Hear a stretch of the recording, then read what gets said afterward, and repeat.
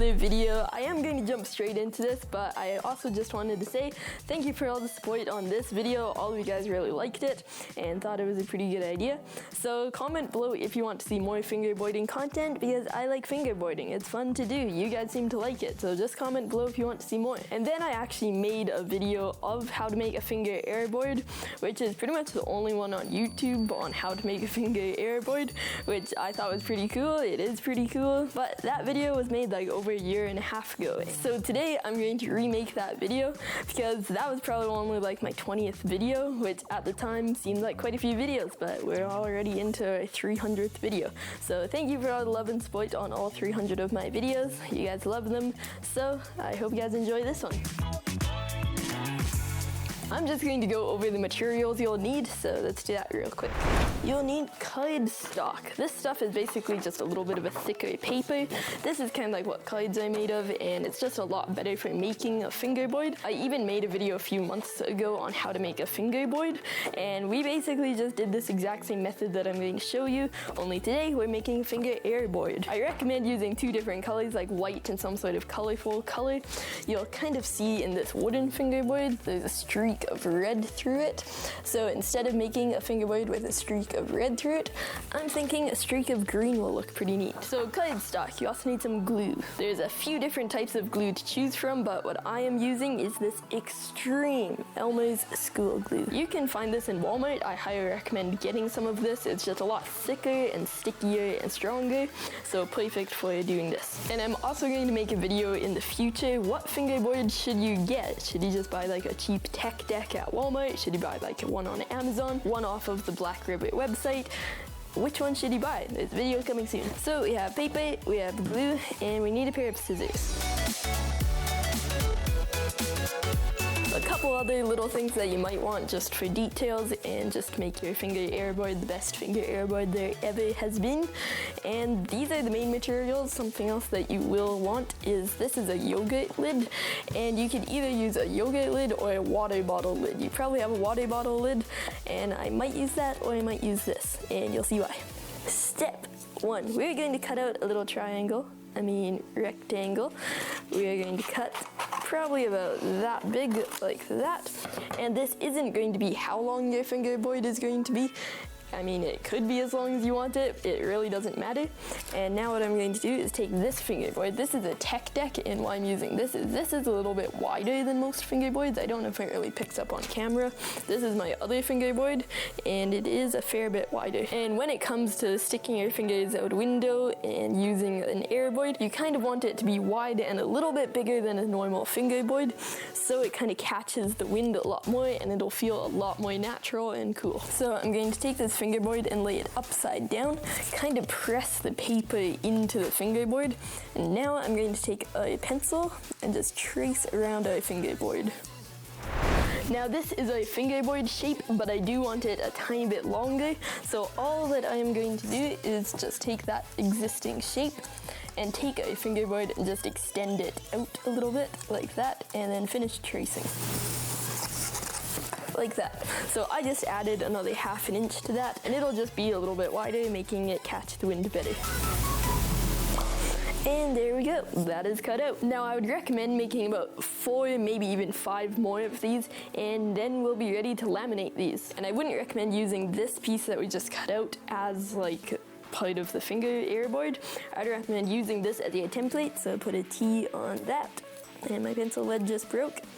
And I just do that so I can know that this is my template, and then all the pieces will be exactly the same. Again, you don't have to do this is just what I normally do, so make a template and then trace all of them onto your cardstock.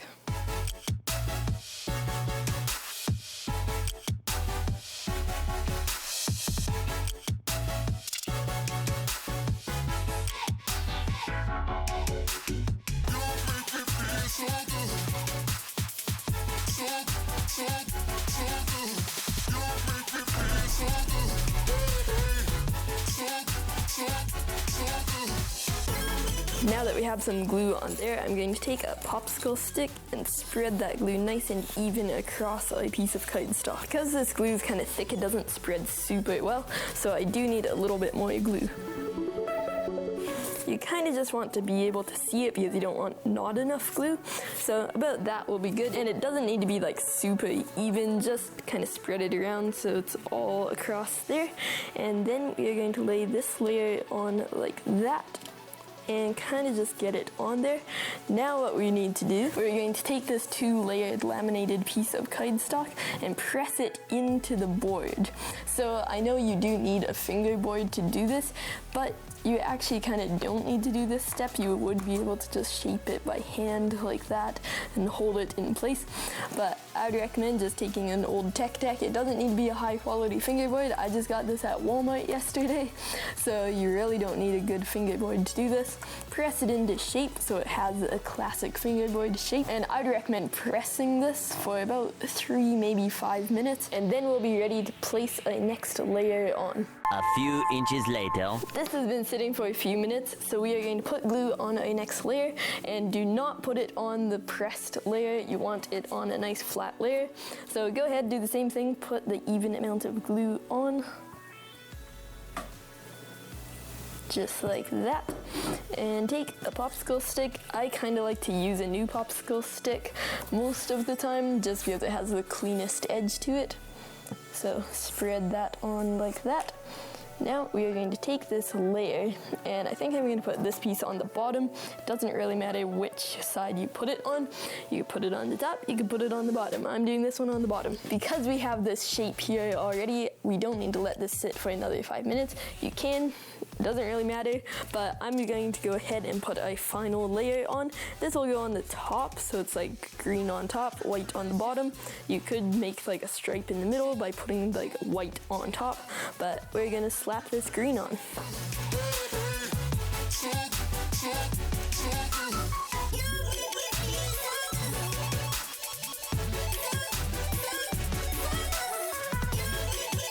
I also like to wipe off the excess glue that kind of escaped out the sides. It just kind of helps for your strength, and then you also don't get glue everywhere.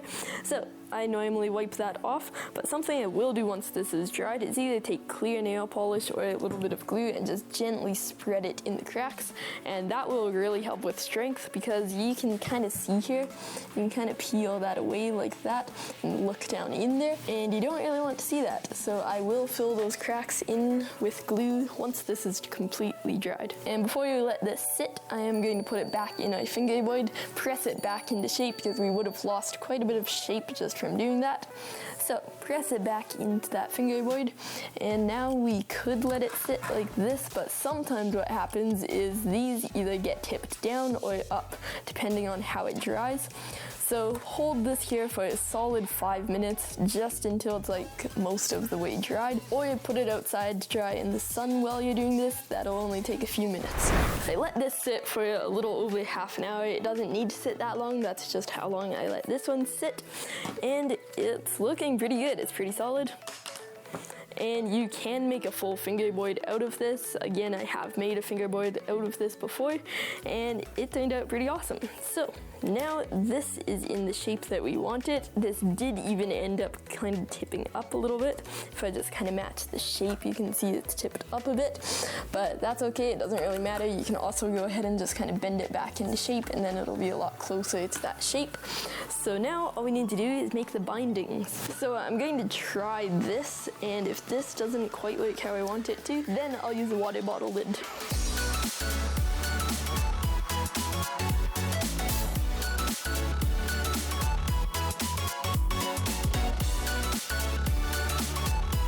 So now what's going to happen is we'll glue that in place with hot glue, and I'm just going to make the other one for the other side, like that.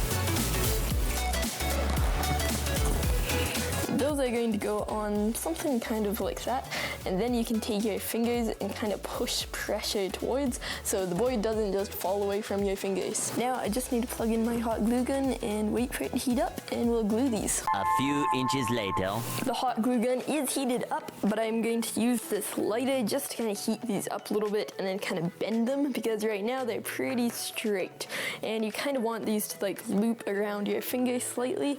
So I'm going to take it from this and turn it a little bit more like that.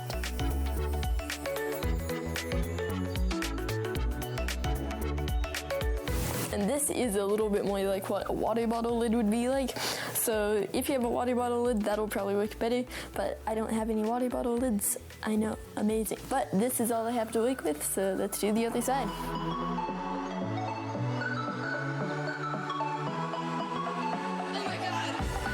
And your fingerboard is complete, just like that. But you are going to lose this right when you accidentally catch an edge and your board flies away. So to fix that, we are going to punch a little hole in the end of our fingerboard and figure out which side you want it to go on, just because that kind of matters.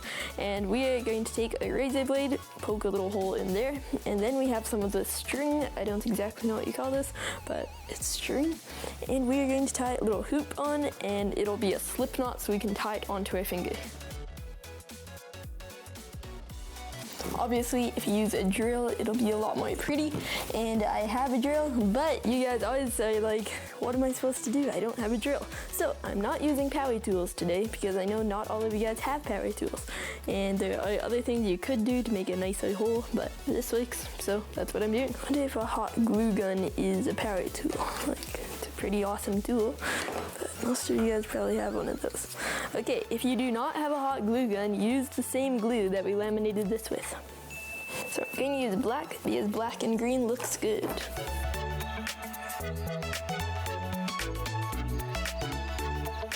Make sure this is tied on super tight because you do not want to lose your fingerboard. I mean, it didn't take too long to make, but still. Now I'm going to cut quite a bit of extra string just so we can make the slip knot. Most of you guys should know how to tie a slip knot, but in case you don't, it's basically just like a hoop like that. Cross the string over on itself and tie a knot to itself. Easy. Now the string is a little bit too long, but it really doesn't matter how long you make the string. This will work for me, and I might make it a little bit shorter. You can too. So there you go, finished. Now we need to try this out, and what better way to do it than out the window of a car, because when are you going to have like 80km/h winds? I mean, okay, you might, but most people don't have that. If you live in the prairies, you probably always have that much wind, but I don't live in the prairies, so I don't have that much wind. I mean, where I live is pretty windy, but just not that windy.